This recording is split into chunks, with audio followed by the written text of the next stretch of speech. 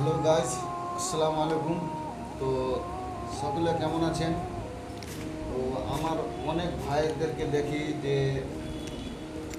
স্বামী স্ত্রী পুরুষে মানে কি যে মিলামিশার অনেক রকমের রোগ ধারণা করে। তো অনেক কিছু দেখি বউ পালিয়ে যায়, অন্যজনের সাথে লাইন ঘাট থাকে।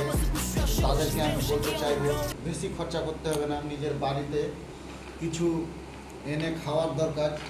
তো এই যে দেখুন, খেজুর খাও, সকালবেলা উঠে খেজুর খাও, কাঁচা বাদাম খাও, চানা ভিজিয়ে রাখুন, রাতের বেলা চানা খাও, এই যে গুড় খাও পেট সাফ করার জন্য।